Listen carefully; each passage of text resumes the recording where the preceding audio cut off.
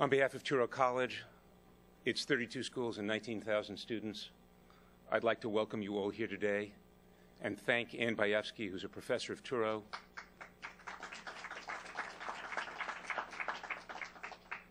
and a member of the Hudson Institute, for setting up this incredible conference. We're proud to co-sponsor it. I'm humbled by the crowd that's here today, and I know you didn't come here to hear me, so I'll be very brief. But it's a difficult week, and there are a couple of things that I just wanted to share with you. Racism has been a corrosive problem throughout history. A minority group within any given society is challenged by the desire and imperative to maintain its own religious, ethnic, or cultural identity while coexisting with the majority.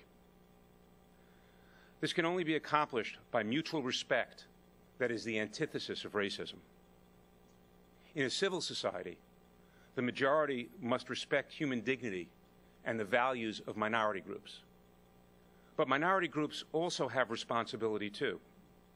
They must respect the laws of the country they choose to live in and contribute to its growth to help build that society and the world as a better place. The original World Conference Against Racism, Racial Discrimination, Xenophobia, and Racial Intolerance in 2001 had lofty goals to combat racism throughout the world.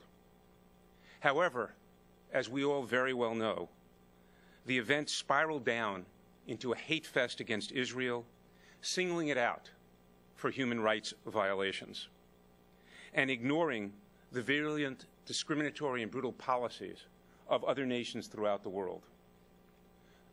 The Durban III conference going on today, which you have heard about, is another example of the painful loss of honesty and a perversion of the mutual respect that must inform the relationships among ethnic groups. Israel is a nation that has been under attack since its UN mandate in 1947. Its neighbors have consistently refused to acknowledge its existence, launched wars to exterminate it, and violated its territory with terrorist attacks. Israel is not a racist state.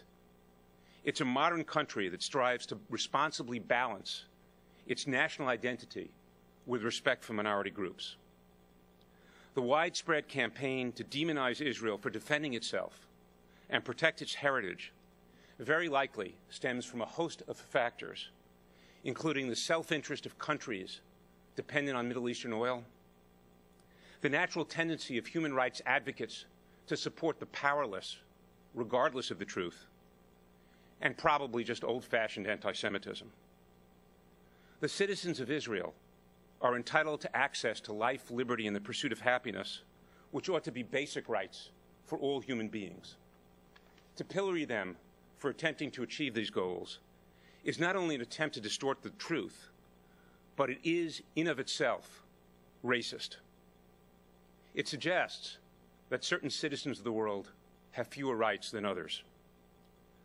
The baseless criticism of Israel emphasizes that there are minority groups that have not learned the principle of mutual respect.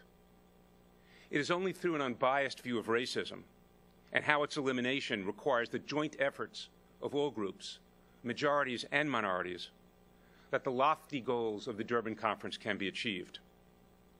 It will require courage to achieve this dream, courage shown by everyone in this room today. But without this courage and fortitude, the very notion of a modern, tolerant civilization is threatened, and that's something we can't let happen. Thank you for joining us, and thank you again, Ann.